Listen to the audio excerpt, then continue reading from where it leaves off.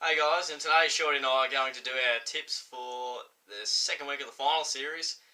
Just a couple of games this week, mate, because a couple of spud teams didn't quite get through, and They're out. yeah, and a few teams won as well. So it's pretty exciting Get stuff. the week off. And some teams get the week off as well. That's how it works. Thanks, mate. Didn't quite know how the final series worked, but first game up anyway. We've got Geelong and North Melbourne at the MCG. Going to be a big game because you'll be going to it and I won't be going to it. Thanks to your sister Jess.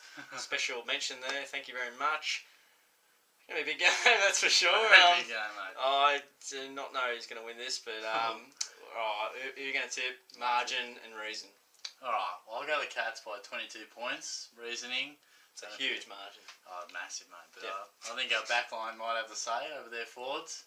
Did mention in the review, but if you go and check that out. yeah, have a bit of a sus. But I think our tall forwards might account for their tall forwards, our tall backs, that is, just to muck that up. But Ben Brown was contending with Ariel Steinberg, I think, and Petrie was pretty much beaten for the most part.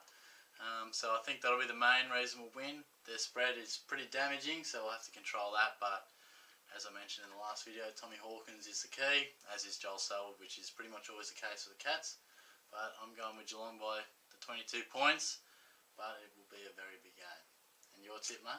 Massive. I am going Geelong by 9 points. It's, certainly don't say it with a whole lot of confidence. Yeah. But not many teams lose 2 weeks in a row or go out in straight sets, as we like to say. It's pretty easy to get seduced by North Melbourne's form. Yeah. Going back from 33 points down. But no, I think the Cats are just a touch better when they're playing well, that is. Because if we give them a bit of an inch, they'll take a mile and they'll absolutely take us to the cleaners like they have in previous times. I've tipped North both times this year against the Catters, but I'm going against that grain, and I hope it doesn't work against me. But yeah, hopefully correct. I hope so too, mate, because if I'm not, then I don't think we'll be too happy with the next review. No, you never want to go in straight sets. It's pretty embarrassing. Yeah. So glad we both agree on that. Yeah. But that's our tip for the Cats and North. Moving on to the next game, we have got Fremantle and Port Adelaide at Patterson Stadium. I was about to say Subiaco. Just reliving the old times. Who's going to win? By how much and why? Fremantle by 16 points. Yep. You know, if Port Adelaide pressed them, was it 2 weeks ago they played over there? Or around 23, so last week, I guess. Yeah, not too long ago, and it was 8 points there. So I know the game is probably over earlier than that, but Fremantle were certainly far from disgrace against the Swans. They were fantastic. Have stepped right up. Ibbenson was back to some good form. He struggled with injury. Sydney are a very good side and at their home ground, and Fremantle were right up into it, until Franklin worked his magic. So I think they're in good form, as are Port Adelaide, which makes this a juicy match. So juicy. They just destroyed Richmond, as we saw today.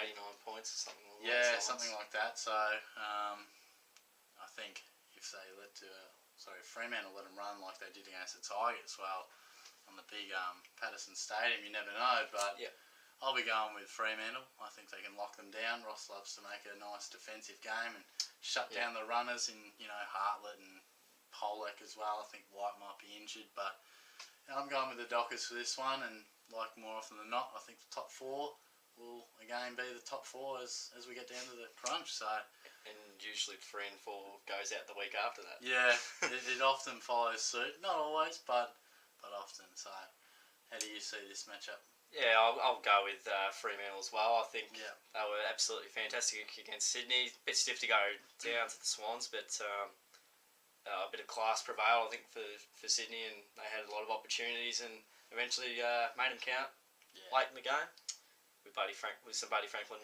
magic, as Shorty just mentioned. But Fremantle are a very disciplined side, and they don't have a team of stars. They just have a team of players that just play their role and just so defensively minded and so disciplined.